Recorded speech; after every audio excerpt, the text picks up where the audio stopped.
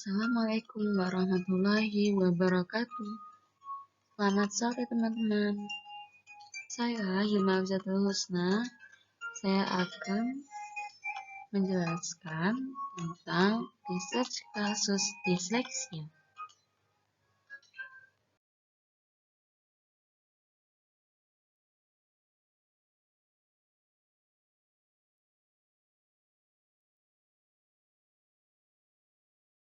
Nah, di sini yang akan saya bahas itu mengenai identitas subjek, pengertian disleksia, gaya belajar subjek, dan penanganan subjek.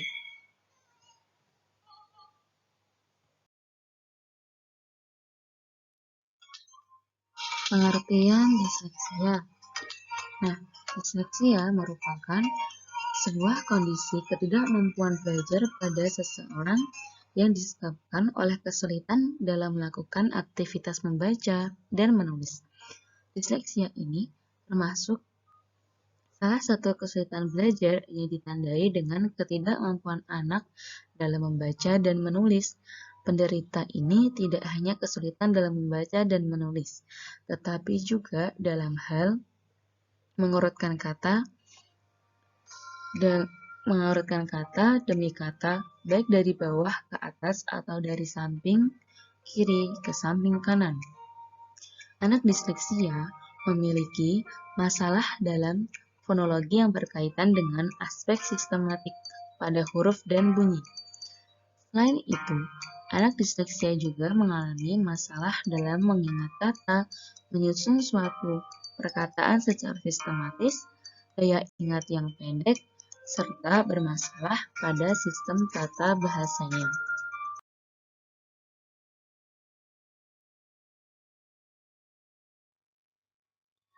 Nah, identitas subjek.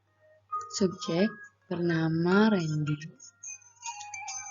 Usianya itu 10 tahun, asal daerahnya daerah Bogor, dan sekarang subjek itu memasuki kelas 4 SD di Sekolah Dasar Negeri Dago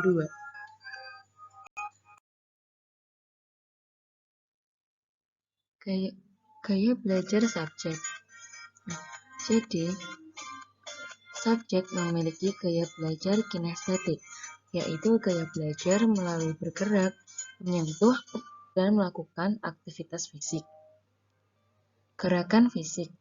Ketika subjek melakukan kegiatan belajar di kelas, pada saat guru menjelaskan materi, terlihat subjek tidak bisa diam dalam waktu yang lama dan banyak melakukan gerakan-gerakan fisik, sering menyentuh temannya,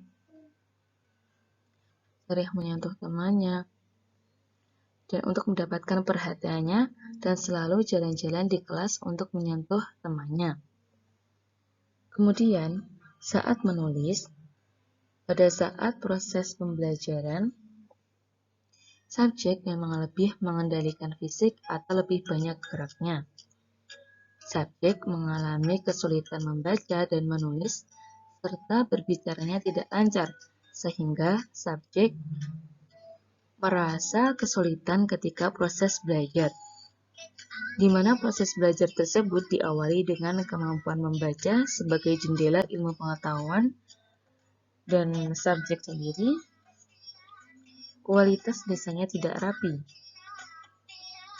Subjek memiliki kesulitan untuk memberikan spasi pada setiap kata dalam satu kalimat dan sulit dimengerti. Subjek juga mengalami sulit dalam membaca.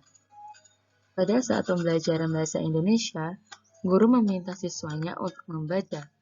Ketika subjek membaca, terlihat kesulitan dan tidak lancar, artikulasi atau pengucapannya tidak jelas, dan sering menggunakan jarinya untuk menunjukkan serta menggerakkan bibirnya ketika membaca. Tidak ada perbedaan di sini. Gurunya itu tidak ada menjelaskan materinya, fokus ke semua siswanya, dan tidak ada perbedaan dalam penyampaiannya. Ketika guru meminta subjek untuk membaca, subjek merasa mengalami kesulitan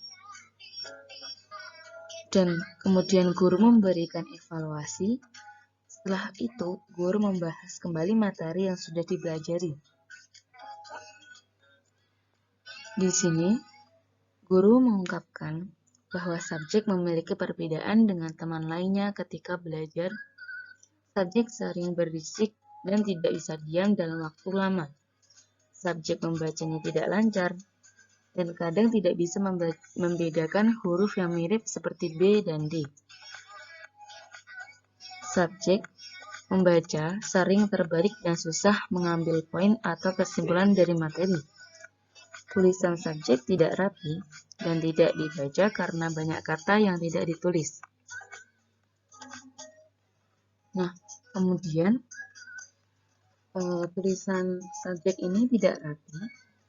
Pada saat menulis, subjek itu mengalami kesulitan dan lambat dalam menulis sehingga sering tertinggal oleh teman-temannya dan tulisannya pun tidak rapi, banyak huruf yang tidak dapat dibaca karena ditulis tidak ditulis secara tepat.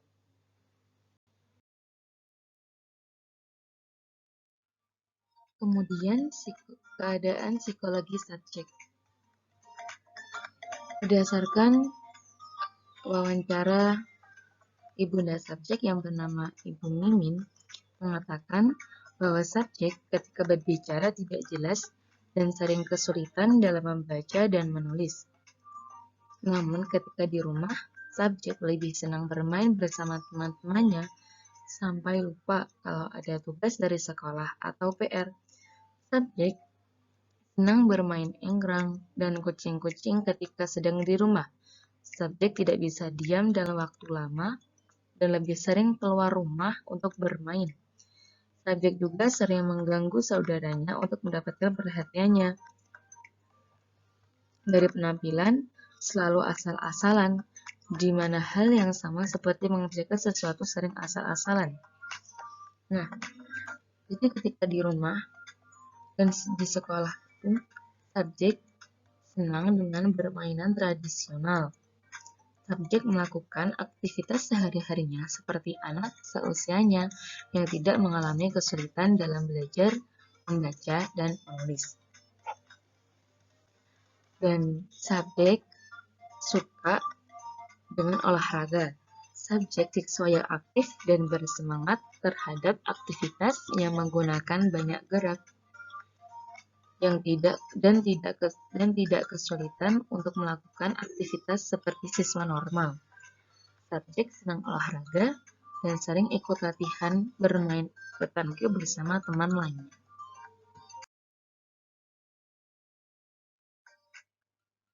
Kemudian penanganan subjek. Semangat dan motivasi sangat diperlukan dalam belajar seorang anak. Randy, subjek itu memiliki semangat untuk belajar dan harus ada dorongan dari orang-orang terdekatnya.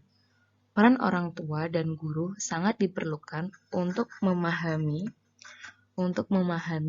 membantu, membimbing, mengarahkan, dan mengajarkan kepada anak untuk belajar dengan baik dan semangat.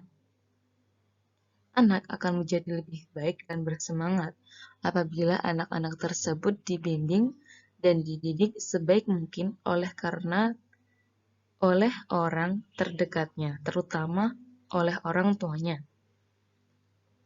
Memberi kesempatan pada anak yang mengalami kesulitan belajar itu dapat dilakukan oleh orang tuanya, yaitu dengan membaca dan menulis sesuai dengan karakteristiknya, memberi bimbingan individu dan bimbingan kelompok, serta memberikan motivasi kepada anaknya.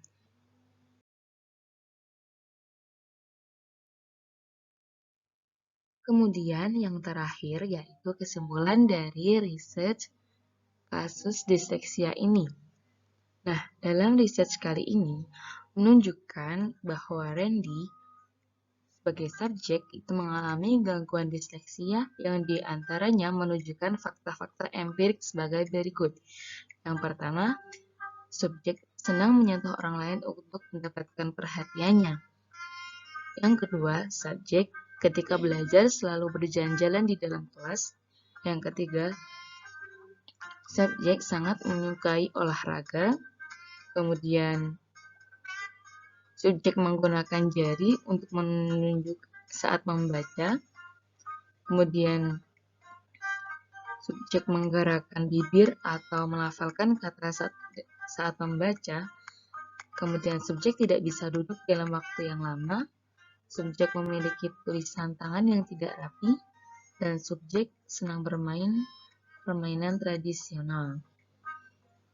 Nah, walaupun subjek memiliki kekurangan dalam belajar seperti menulis dan membaca dan memiliki perbedaan dari teman-temannya, subjek sendiri selalu berusaha untuk mengikuti pembelajaran di sekolah dan subjek sangat rajin untuk masuk sekolah karena orang tuanya yang selalu mendukungnya.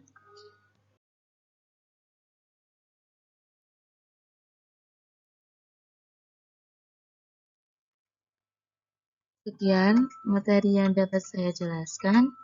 Mohon maaf apabila banyak salah kata. Terima kasih. Wassalamualaikum warahmatullahi wabarakatuh.